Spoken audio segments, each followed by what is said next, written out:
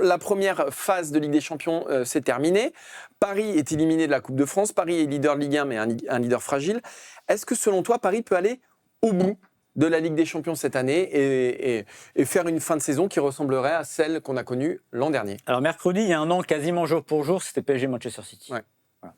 PSG-Manchester City, c'est une petite heure de néant, mené de 0 après 53 minutes de jeu, un club qui est à la dérive et qui, là, pour le coup, n'était pas dans les 8, mais était à la place de l'OM, ce qui paraît délirant quand on y pense, et qui allait sortir de la Ligue des Champions si elle ne se réveillait pas. Cette équipe s'est réveillée. Luis Enrique a mis un 11 en place et cette équipe a marché sur l'Europe jusqu'à éclater l'Inter dans des proportions inconnues jusqu'ici en finale de Ligue des Champions, 5-0. Maintenant, je ne vais pas dire quelque chose de grandement différent de ce que je dis depuis le début. Il y a toujours cet inconnu sur cette. Déjà, il y a toujours l'inconnu de savoir doubler. C'est-à-dire réussir 2 victoires en Ligue des Champions. En 30 ans, il y a le Real même 35 ans, il y a le Real et l'AC Milan qui ont réussi. Et le Real a réussi 3 fois de suite. C'est très dur de doubler parce que, évidemment, vous n'êtes pas seul au sommet de la Coupe d'Europe, parce qu'il y a d'autres puissances et parce que, voilà, c'est la difficulté d'avoir encore faim. Même si je pense que là, encore une fois, pour le PSG, c'est pas une question de faim. Non, j'ai pas cette impression-là. J'ai pas une équipe repue. J'ai parfois deux, trois comportements récents qui me font dire que bon, il y a des comportements qui changent. Notamment Doué, quand il a le ballon, je trouve qu'il en fait beaucoup trop, alors que l'année dernière, en faisant beaucoup, il en faisait suffisamment, il était juste. Là, cette année, moins. Et moi, je pense que cette équipe, encore une fois, est rincée. C'est-à-dire que c'est une équipe... encore une fois, si pendant 80-90 ans, il y a eu des intersaisons au football, si on a dit aux joueurs, vous avez 3 semaines de vacances, vous avez 3 semaines de préparation, de travail foncier, etc., c'est pas pour rien, c'est pas pour arrêter, parce que absolument, les joueurs préfèrent jouer... que ce soit la FIFA, que ce soit l'UEFA, que ce soit qui vous voulez, plus il y a de matchs, mieux c'est, ça on l'a compris aujourd'hui. Et le problème, c'est que ça servait à quelque chose. Je pense que cette équipe, aujourd'hui, est rincée tout simplement. Alors on pourrait dire, oui, mais ils n'ont pas assez recruté. Moi, je ne suis pas forcément d'accord, parce que le Real, qui gagne ces 3 Ligues des Champions, pouvait continuer avec un effectif, avec une ossature qui était à peu près la même, et ça n'a pas dérangé. Je pense que le PSG, pour moi, cet été, a bien fait les choses au niveau du recrutement, même si, évidemment...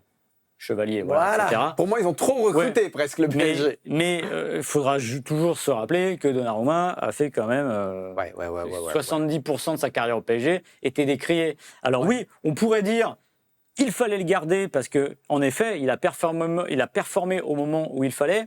Mais je pense que le vrai problème, c'était le jeu au pied, c'était pas tant le reste. En fait, si Donnarumma... Le vrai problème, c'est qu'il voulait du fric aussi, Donnarumma. Oui, ça aussi. Je pense que c'est ça. Oui, non, mais ça aussi. Mais ce que je veux dire, dans la philosophie de jeu... Dans les airs, c'était pas bon. Il a fait un match une fois, il est sorti au point contre Liverpool, super. Mais en fait, c'était pas meilleur au point, meilleur dans les airs. Mais je pense que vraiment, c'est une question de philosophie, voilà. Donc maintenant, il se retrouve à faire jouer Safonov, voilà, ou Chevalier. Donc il y a une instabilité là-dessus. Oui, non, mais il y a un problème. Moi, et quand tu vois l'équipe c'est un problème central. Quand tu vois l'équipe de mercredi, ça ressemble à une équipe type. Alors, ce qui veut pas dire, oui, mais on sent que cette équipe n'arrive pas à rembrayer. Je pense qu'il y a une équipe qui n'est pas à 100% de ses moyens à ce moment de la saison. Et j'ai bien peur qu'elle n'y arrive jamais, tout simplement. T'as quand même... Là, en fait, ça commence à s'accumuler. C'est-à-dire longtemps, on a eu ton discours en disant c'est un problème physique.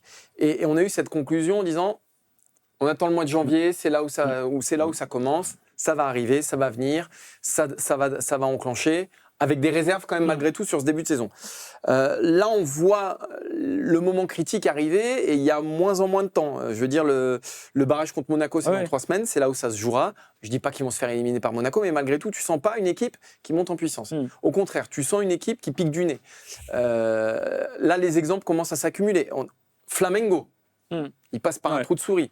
Marseille, il passe par un trou de souris.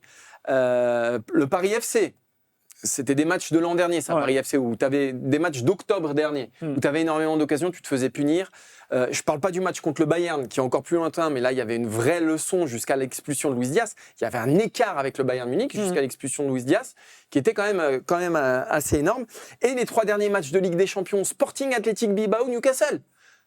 Là, on ne parle pas de Arsenal, Manchester City et Bayern Munich ou je ne sais quoi. Là, on est sur des équipes d'un 2e, 3e chapeau de Ligue des Champions, des équipes qui, a priori, ne joueront pas le titre, et des équipes qui ont trouvé la clé face au Paris Saint-Germain. Le Sporting les a battus, et Newcastle, il s'en faut de peu.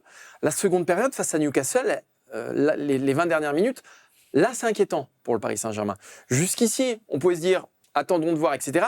Mais le vrai problème, c'est que tu l'as dit, c'est qu'il y a trop de joueurs qui ne sont pas à leur niveau physique. Il y a trop de joueurs qui n'ont pas atteint, même, je te parle même pas de plénitude physique, mais qui sont même, je pense, qui sont en grosse difficulté. Parmi eux, je pense à Hakimi. Hakimi qui, lui, il a eu une grosse blessure. Derrière, il a eu la canne où je pense qu'il a joué trop vite. Et derrière, il doit digérer un truc qui s'est passé, qui est un traumatisme personnel, national, qu'il doit porter sur ses épaules. Simplement, rappelez-vous les performances de Messi, Neymar et Mbappé après la Coupe du Monde 2022, les 6 mois après. Hakimi, on va avoir la même. Donc déjà, si tu perds le niveau d'Hakimi, qui était quand même, pour moi, quasiment ton meilleur joueur l'an dernier. Souviens-toi, Maxime. L'an dernier, les trois, c'est qui? C'est Donnarumma. Il n'est plus là. À la place, tu as Safonov ou Chevalier qui donnent aucune garantie jusqu'ici. En 2, c'est Hakimi. Je pense que ça va être compliqué pour lui. Alors, on va lui donner un peu de temps. Peut-être qu'il se remettra dedans, mais franchement, vu ce qu'il a vécu, ça va être compliqué. Et Dembélé, qui, alors, moi, je ne l'enterrerai pas parce que son match n'est pas immonde face à Newcastle. Voilà, il apporte des choses. Quand il décroche, c'est encore très chouette. Il a un souci de finition. Mais malgré tout, dans ces trois-là, tu n'en as pas un qui est à son niveau de l'an dernier. Ça va commencer à devenir inquiétant pour le Paris Saint-Germain, si ça ne l'est pas déjà. Voilà, on misait tous sur une montée en puissance. Aujourd'hui, il n'y a rien d'évident là-dedans. Oui, parce qu'il n'y a pas de dégradation... Pour moi, il n'y a pas de dégradation collective dans l'expression, c'est-à-dire que les intentions sont toujours là. Oui, c'est ça que je veux dire. Oui, même si la seconde période face à Newcastle, mais en fait, c'est surtout l'accumulation qui... Ouais. Et tu vois, tu disais Hakimi, la CAN, etc. Je vais remonter plus loin. Hakimi joue depuis août 2023 sans discontinuer. Il a joué les JO, Hakimi. Ouais. C'est-à-dire qu'à un moment, il s'est pété. Ça fait 3 ans qu'il joue. Alors évidemment, ça a fonctionné. On va me dire, oui, mais l'année dernière, ça marchait bien. Oui, très bien. Sauf qu'à un moment, il y a une accumulation. Et le premier problème devient un peu plus important qu'un joueur qui pourrait gérer sa saison différemment. Parce qu'en plus, je pense qu'il a couru derrière la CAN. Il ne pouvait absolument pas louper, ce que je peux comprendre. Quand on voit ses perfs à la CAN, il n'est pas prêt, il est à 70%. Là, on va avoir la Coupe du Monde. Et comment il va réagir? Revenir au meilleur niveau avec Paris? Oui. Peut-être se dire dans un coin de la tête, ah oui, mais il y a la Coupe du Monde qui arrive, donc c'est pas... Non, et puis, attends, juste, je fais une parenthèse sur Hakimi. Il faut juste se rendre compte de ce que représente Hakimi au Maroc. C'est-à-dire qu'aujourd'hui, c'est le deuxième Marocain le plus connu au monde, peut-être derrière le roi, et qu'il a porté sur lui les ambitions de tout un pays. C'est un pays qui a mis Hakimi là, qui sait que l'image est très importante au Maroc, c'est-à-dire qu'Hakimi, c'est un mec qui en Europe a un pouvoir, voilà, qui est connu dans le monde entier. Donc c'est lui qui portait les ambitions du Maroc. Regardez les confs de Regragui qui dit jour après jour, il s'est sacrifié pour le pays, il s'est sacrifié pour être là, mais il est là, et demain il sera exceptionnel. Il est nul en quart de finale, et demain il sera exceptionnel à la veille du match face au Nigeria. Il n'y arrive pas, Hakimi. Et je pense que ce revers-là, il va être très, très, très, très, très dur à encaisser pour lui. Ça marche pour Hakimi. Pour les autres, moi, je pense qu'effectivement, tu as un souci d'énergie. Et il n'y a pas de plan B chez Luis Enrique. Il ne s'est pas gagné autrement. Et c'est un plan qui est très, très énergivore, le PSG de Luis Enrique. Donc, tu ne peux pas y arriver à 60%. Je ne suis pas sûr que tu puisses y arriver à 90%. Et aujourd'hui, tu as plein de joueurs qui sont loin des 90%. Et pour le coup, là, quelle solution, hormis qu'il s'accroche, qu'il serre les dents pendant 3 mois, c'est vrai que ça me paraît, pour la Ligue 1, voilà, il y a de la marge, mais pour la Ligue des Champions, c'est vrai que ça me paraît compliqué, parce que voilà, la route est longue. Ils ne sont pas épargnés le barrage, en plus, déjà, la conséquence de ça. Oui, alors, je sais qu'à un moment, Luis Enrique a dit... ça va. Quand il a perdu en Ligue des Champions, quand il a perdu en Ligue des Champions, il dit pardon. Quand il a perdu en Coupe de France, il explique qu'ils vont peut-être manquer un peu de match. Ouais, je pense que ça n'aurait pas fait de mal à cette équipe. Surtout que Luis Enrique est très responsabilisant avec ses joueurs, qui leur accorde des plages de repos. Des fois, il décide de dire tel joueur va te reposer. Je pense que ça n'aurait pas fait de mal au PSG de s'éviter 2 matchs en semaine au mois de février. Alors pour les finances, c'est peut-être très bien. Pour la santé, je suis moins sûr. Non, et juste, j'insiste quand même sur le dossier du gardien. C'est-à-dire que moi, qu'on ne vienne pas me dire c'est bon, Safonov, c'est bon avec Safonov. Oui. Non, mais regardez le match de Safonov face à Newcastle. Il fait 2 arrêts en fin de match, ok. Regardez comment il gère les centres un peu longs en première période, les corners en seconde période.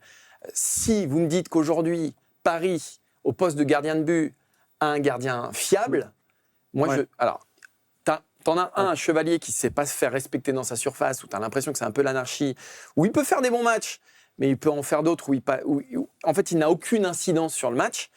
Safonov, c'est un peu pareil. Et pour moi, entre les deux, il n'y a pas un écart démentiel. Safonov, il ne va pas résoudre tous les problèmes. Je rappelle juste que si Donnarumma est revenu une fois qu'il y a eu l'intérim Safonov, c'est pas non plus pour rien. Le poste de gardien, c'est central dans une équipe. C'est un poste, moi c'est mon grand combat, c'est un poste tout le temps qu'on sous-estime. C'est peut-être le poste le plus important. Et Chevalier et Safonov, aujourd'hui, ils ont 2 gros cailloux dans la chaussure, le Paris Saint-Germain.